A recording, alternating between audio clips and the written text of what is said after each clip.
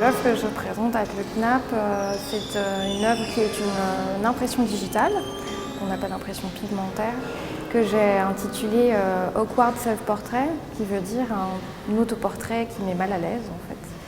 Et du coup, je travaille directement au doigt sur l'iPad, donc une tablette tactile, et je peins non pas d'après photo, contrairement à ce qu'on pourrait croire, mais d'après réel, donc je travaille mon autoportrait dans le miroir, et sinon je place les décors, sont tout simplement les décors de chez moi.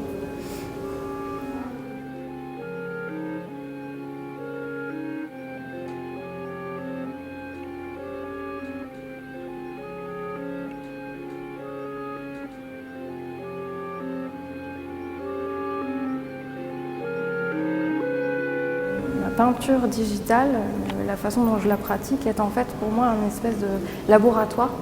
À la base, je ne m'autoproclame pas peintre.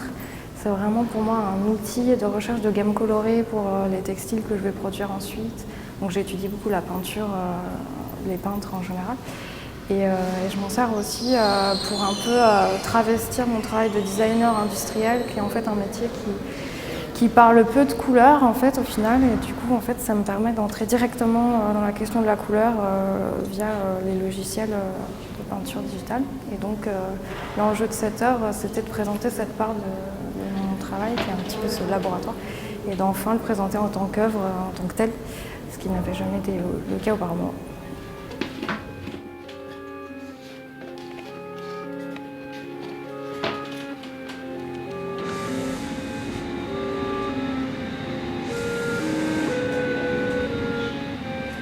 Au départ, sa préoccupation, c'était le rendu de la couleur et la restitution de la luminosité qu'on avait dans l'écran. Et finalement, très vite, on s'est rendu compte en faisant des épreuves, en faisant des essais, en choisissant les tests par rapport à certaines couleurs, que c'était plus pour elle un problème de couleur, c'était un problème de papier. C'est-à-dire qu'au fond, la matière même des papiers qu'on utilisait changeait les couleurs. Et ça, c'est quelque chose qu'elle n'avait peut-être pas prévu, et que moi j'ai intégré parce que c'est souvent une question qui se pose, le choix du papier, et finalement elle est arrivée à essayer plusieurs papiers pour trouver un papier coton, donc un papier très onctueux mais très lisse, qui a une certaine lumière et qui fait que la marge blanche autour de l'image faisait changer les couleurs à l'intérieur de l'image. Et ça, c'est vraiment une préoccupation évidemment d'imprimeur, mais surtout de graveur, enfin de technique traditionnelle. À la façon dont on nous enseignait le design, certainement en Occident, en tout cas en France, la façon dont je l'ai appris, on dessine, quand on crée un objet, on dessine directement au contour en fait, et on traite la couleur vraiment à la fin. D'abord on appelle ça une finition, c'est assez parlant.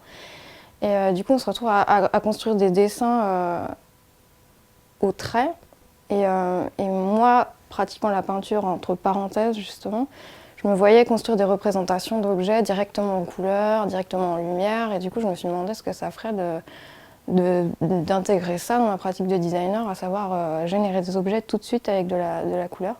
Et en fait, pour ce faire, j'ai commencé avec la gouache, mais la question se reposait au moment de modéliser l'objet, parce que les logiciels classiques sont des logiciels qui se construisent par contours, donc on fait de la géométrie, c'est mathématique, c'est des contours, des traits.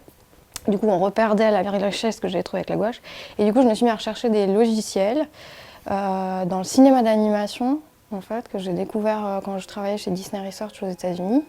Et en fait, c'est un espèce de Photoshop en 3 dimensions. Donc on génère une forme qu'on appelle une primitive, blanche. Et ensuite, on vient peindre et ça ajoute de la matière et de la couleur simultanément. Et du coup, c'est comme ça que les objets qui sont dans mon dos ont été générés. Et donc il y a une collection que j'ai appelée Contour et Masse, en rapport aux 2 techniques de dessin dont j'ai parlé, soit en couleur, soit au contour. Vu que j'ai toute cette collection chez moi, toujours posée sur cette cheminée, et que je pratique beaucoup l'autoportrait, qu'il se trouve qu'une des pièces de la collection est un masque qui est en fait tout simplement mon visage retravaillé pour faire un masque. En fait, je me suis demandé comment je pouvais faire une image qui portait un peu toute la collection et que je l'incarne un peu comme ça, que je la porte. Du coup, en fait, c'est un visage qui est fusionné avec le masque de la collection. Et dans mon dos, il y a la collection un peu comme ça derrière, comme des gargouilles ou des petites mascottes qui me protègent. C'est un peu l'idée.